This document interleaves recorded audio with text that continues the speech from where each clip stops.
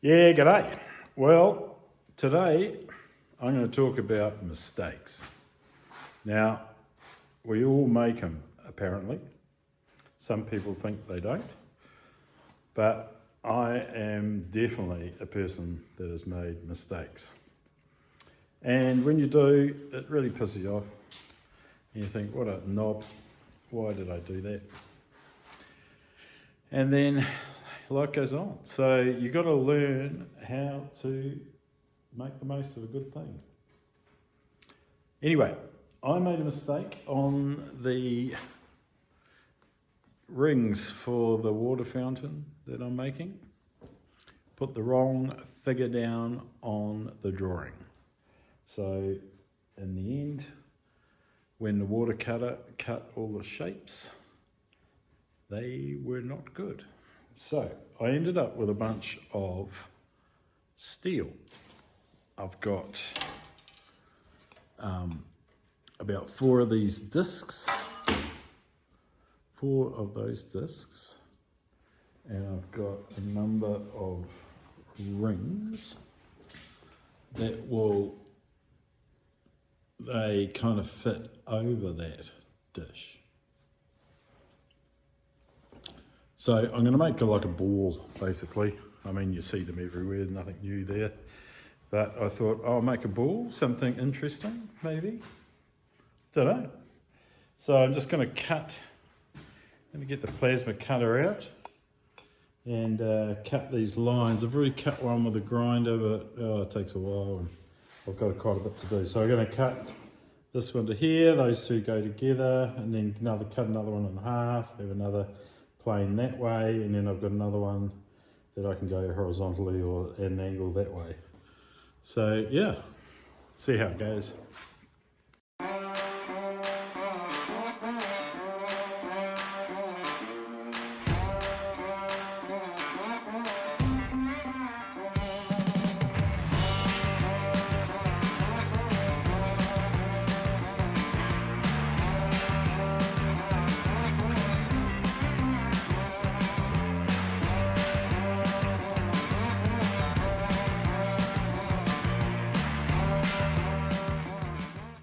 Righto, so that's the first bit welded together, the discs.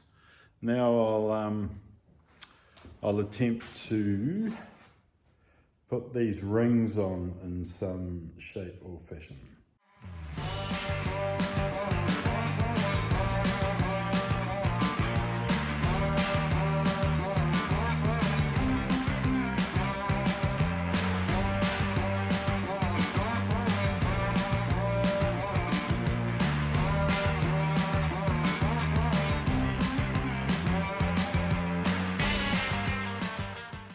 To line up this next ring,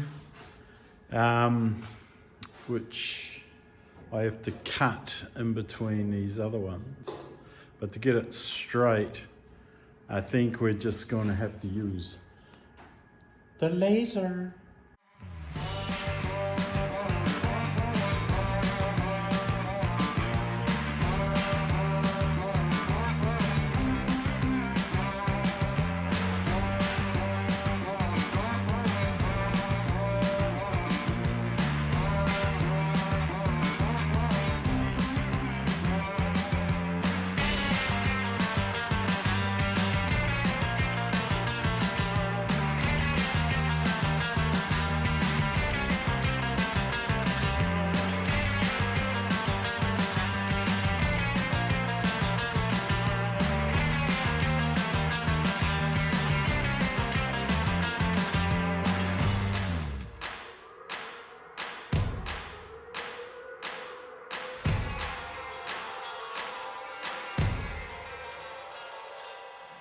So I had a good thought, I think, about mounting this. I'm thinking that it would be quite cool if I put it hanging on a bearing, and then with a bit of luck, the wind might twist it around. Could be a kinetic piece, which is more up my alley. So I'm thinking, okay, I've got to make a mount to mount that on.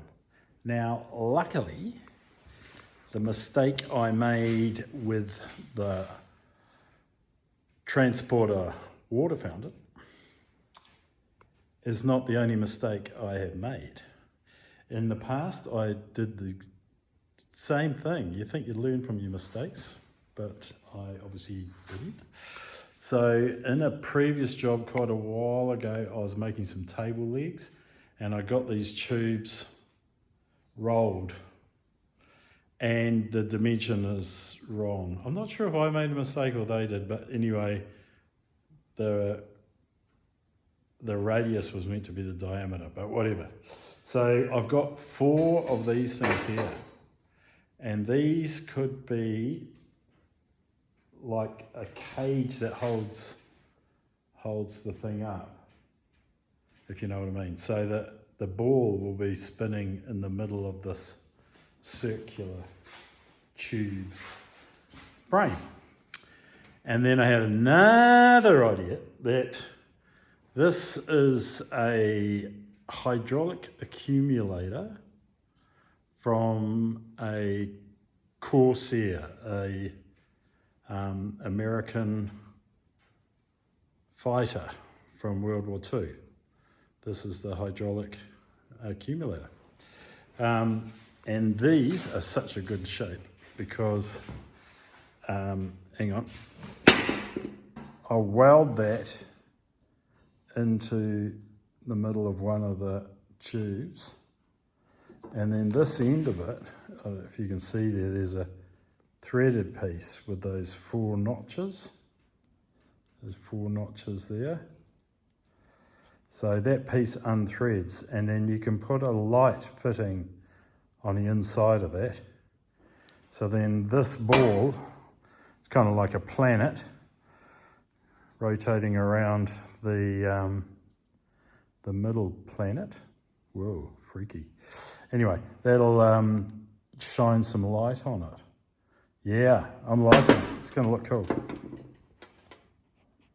Okay, this is the accumulator, and in the top here, this was the old valve we used to pressurize one side of the, there's inside here there was a bladder, and this is where the pressure or the fluid, hydraulic fluid went in there, and it acts as like a hydraulic damper, and you charge the other side of it. So anyway, this is where the light's going to go in. So to get this out, you have to unscrew this ring around the outside. To do that, I have made this little spanner. It's just got a couple of 5mm screws stuck in it, and they go in here and line up with those notches on the nut, kind of, and then you just unscrew it. I've already done this, that's why it's loose. So take that screw out. I cleaned the top up, looks quite good. It's got all the pressures and warnings and stuff there. It's just a ring. And then we take the valve out and we just get rid of that. It's not needed. And then we're going to put the light in here. So I've got one of these 12 volt. They are LED, but it's a warm white colour, so it should be quite nice. So to fit that in there, it doesn't quite fit. So I had to make this adapter ring. I just turned it out a piece of aluminium so that the bulb sits inside there. And then that sits in this recess here. So you pop that in there. There you go, and you can see the aluminium in the recess there, which gives it in the middle. And then to keep the weather out, just cut a piece of rubber. So you just put the rubber in there.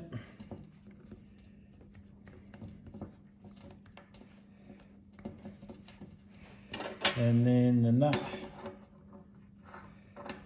goes back on. And then the back of this nut will squish up the rubber against the light, so it should be fairly waterproof, I'd imagine. And then if you like, you can use your fancy tool to get that nice and tight. There you have it, and the bulb is nice and secure in there, and the rubber is in there sealing it off. You'll still get bits of shit around that edge there, but that'll be right. So yeah, there's your Cyclops eye. This is like the orbiting planet. Now we've got to weld this into one of these tubes. Right on.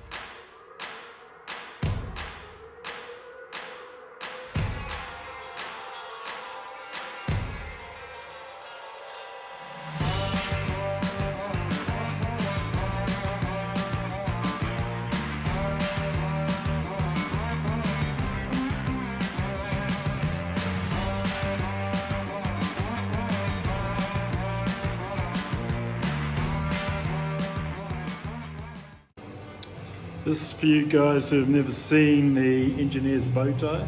When you change your MIG wire and you've got a length that had come out of your handpiece and the wire, this is how you make an engineer's bow tie. You just get the wire. Oh, it's cool. Get the wire and you make it into a loop, hold on to it. Make it in the loop the other way, hold on to it, just keep going, like that, like a figure eight, like a bow tie.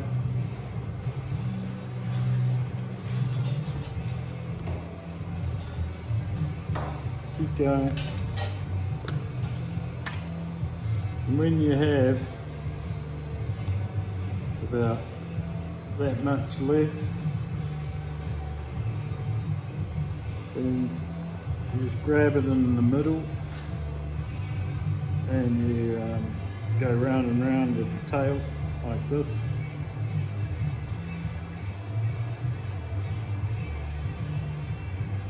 And there you have it, the engineer's bow tie. Yeah.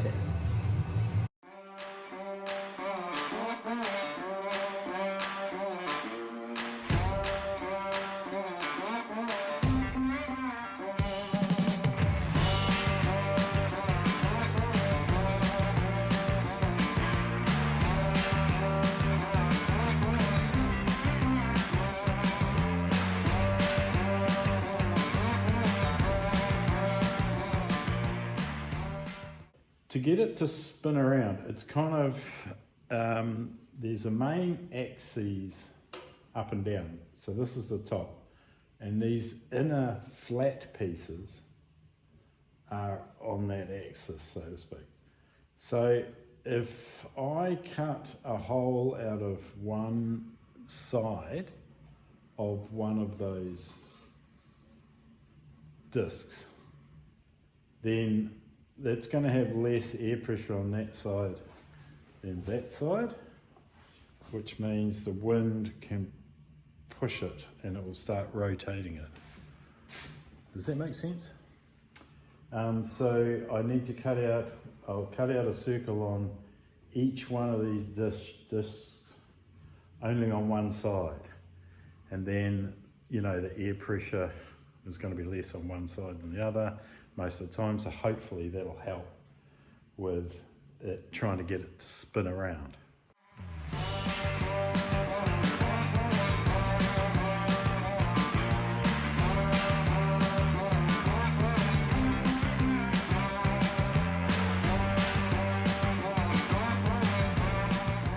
Well, that's those 3 holes cut out. That would have been a lot easier if I did it in the first place, but anyway, they're looking good actually. So now all I'm going to do today is make a stand a temporary stand for the thing so I can stand it up. Okay, a bit of progress off camera. Here is the stand I made. They're just 3 bits of 50mm square tube, and they're welded onto another piece that goes vertically here, and then I'll put a bolt welded on there so I can clamp it on. That works out pretty good. And I have got the light fitting in and working. So the light bulb's in there into the orbiting planet. And at the moment, so the wire goes down this tube, down there, and this tube, and then the wire comes out here. Now that will come out just below ground level is what I envisage. So this is a little higher than it will be at the end of the day. And then I've got a long length of just low, because it's 12 volts, it's low voltage. Got a little battery here. Plug it on and voila, lights on. Pretty cool. Okay, so I found a couple of bits of material. This one here will be, I'll make a sleeve, turn a sleeve that the bearing will fit into, and then that will be welded onto, and I'll make a disc that'll be welded onto there, and that's the same size as the interior of the tube, and that'll go in there. Righto.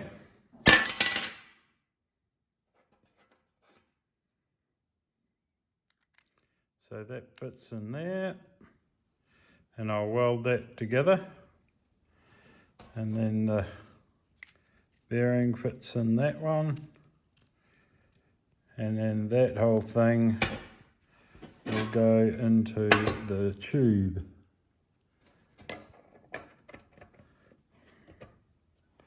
And then I'll weld that in there. Well, not this one, but one on the main, on the piece. Okay, let's get welding.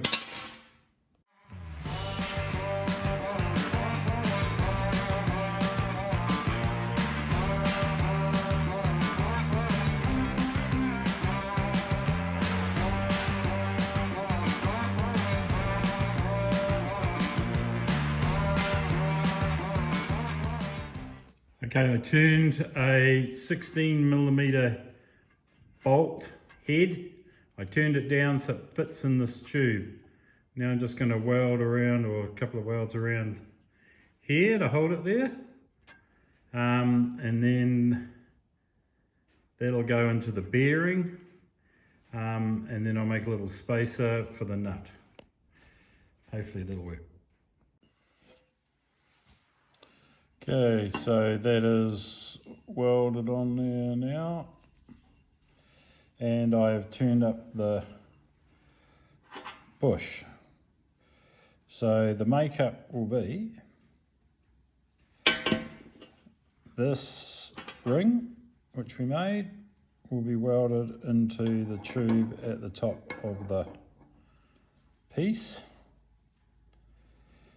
And in the top of that will be the bearing.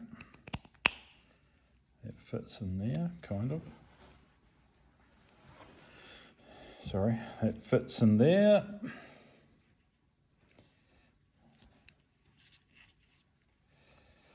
And then you've got, oh no, sorry. Then the bush fits in there. That gives it a bit of clearance around this bottom one, so it can move. And then this is the pole that goes to the globe, yeah. And then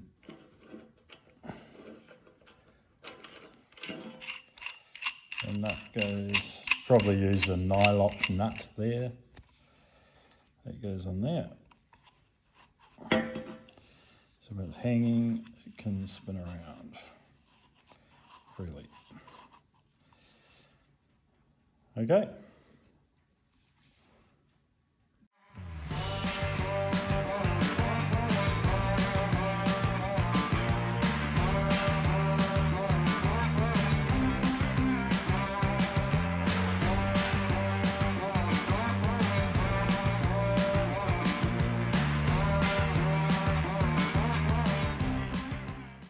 Okay, so that's the making of my garden art piece named Orbit. This piece will be for sale. Get in contact with me through my website, mayemachine.co.nz, if you're interested. Yeah, I've really enjoyed doing this project, and it just goes to show that good things can come from mistakes. So don't ever look at mistakes as a bad thing. It's all part of the learning process. There is one thing that I need to add to this, and that's casting a couple of bungs. That'll go here and at the top, just to stop the weather getting down into those big tubes. These are just temporary caps I've printed just to, while it's sitting out here rusting up nicely. But yeah, I'm going to cast a shape like this. This is a shape that I 3D printed, and then that will fit into these, into the top of the tube here and at the top. I'll probably cast them out of aluminium first as a bit of a trial. Don't know if I've got enough brass taps to cast it in brass, but that's kind of the shape. That's the only two things, well, the only thing I've got left for this project. Yeah, as I say, if you're interested, get in touch. That's it for this video. Please subscribe, leave a comment. I love to hear from you what you'd like about these videos, and any feedback is most appreciated.